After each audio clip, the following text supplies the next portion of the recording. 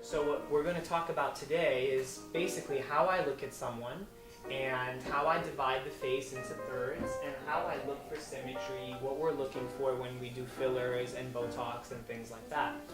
We're moving in a direction right now in the field of cosmetics where we're doing less and less and less surgery.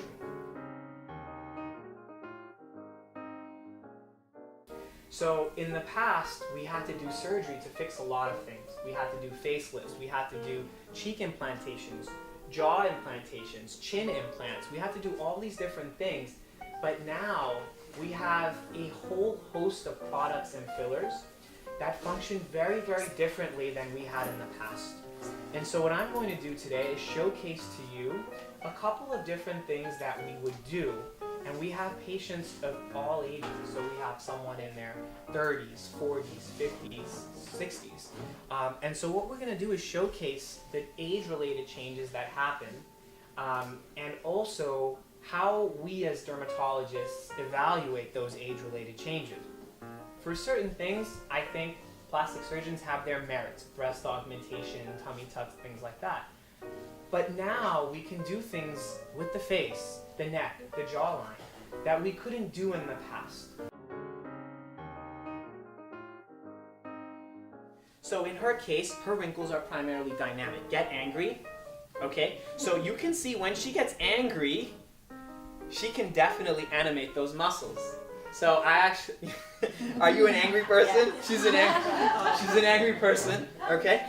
And then raise everything up. And then you see when she does raise it up, she does have these forehead creases. However, if you'll notice, they're not even. On the left-hand side, they're less apparent than on the right-hand side. That could mean one of two things. Either one, her Botox was more active on that side, or she got more of it. Or two, she's naturally a little bit more dominant muscle-wise on the right-hand side. Around the eye area here, okay, a lot of people have crow's feet. You can do quite a number of units around the eye. Some people 2, 2, and 2, total of 6. Some people get more. You can do 12. So it really depends on what you're seeing. You can also lift the lateral brow up if you want. So for example, if we want to lift this up, we can inject a little bit of Botox here to lift it up. She has a little bit of a lift there. We don't necessarily need to do it. Other considerations for her, she has a naturally high cheekbone.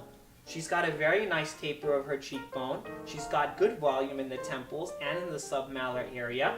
She has nice fullness to the lower lip. The ratio of the lower lip to the top lip is about 1.6 to 1.1, 1.2, which is a good ratio.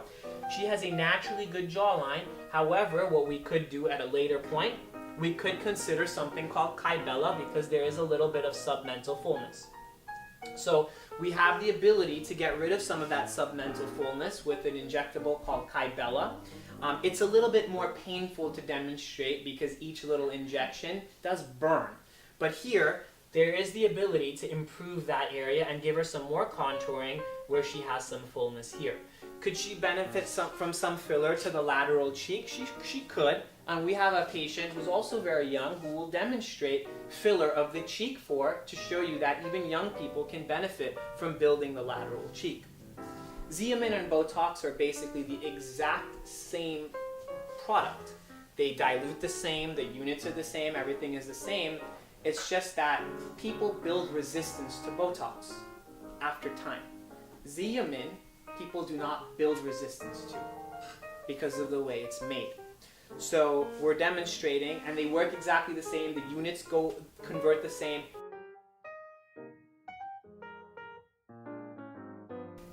Big rookie mistake is when a doctor approaches you with filler, especially for the cheek, and he never asks you to smile. Because what if I didn't see her smile and I just assumed that when she's not smiling, the cheek's rather flat? What if I assumed that she didn't have a big cheek and I just started putting filler here? When she would smile, it would be a disaster. It would be very, very large. So I would have her smile. You can see she has very nice medial cheek definition here. There's a nice apple of the cheek. It looks really good. And the cheek fits really well. It's a good time to now talk about the movement in where fillers are going. Many years ago, people were filling in valleys. So if there was a line or an indentation, you would probably at that time see a doctor, and the doctor would just simply fill the valley with filler, raising it up. So what happened is, a lot of times doctors would perhaps see a line here, or a line here, or a line here, and they would simply stick filler in there to prop it up. However, this doesn't address the real issue, right? The real issue is one where everything seems to anchor from this large bone that connects. And that's sort of like the beam that holds a curtain up. So if you're filling at the bottom of the curtain, you're adding weight to the lower part of the face without lifting the beam. What's going to happen is it's going to make the lower part of the face puffy, almost canine-like, and it will ignore this aspect. If I go here immediately, especially in someone much older than her, I will need to put a lot of product in the lower part of the face to get the kind of result that she wants. However, if I raise the beam of the curtain, then I don't have to put as much product in the lower part of the face. So right now, when I look at someone, I divide their face into thirds. Upper third, middle third, lower third. I've already done a lot of her upper third with Botox and raising the brow and stuff like that. So now, when we look at her middle third of the face, we can see that the lateral cheek is not that prominent. That's what bothers her. She has a nice medial cheek. She doesn't have as much of a lateral cheek. So if we build a lateral cheek for her, what we will do is create more of a heart-shaped look. Women need more of a heart-shaped look. Men have more of a square look, or a sort of trapezoid look, where there's much more angularity of the face. But for her, I want to create more of a heart-shaped look, so I want to focus on the lateral aspect of her cheek. Where this can be a mistake is if you have an Asian patient. If you have an Asian patient and you're focusing way on the lateral aspect of the cheek, you may not make them look as tapered as you'd like. You have already high cheekbones, you'd be making those cheekbones wider, you would be creating more of a box-like effect. So we don't want to do that, or selectively do that in certain patients. But in her case, we can get away with building the lateral cheek a little bit. The hands get kind of aged look. They lose volume just like anywhere else. The sun comes in, will destroy that fat layer, and there's not much there except vein and a lot of times sunspots and things. So what's very common now is filler for the hand. Radius is a product that's basically been around for quite some time.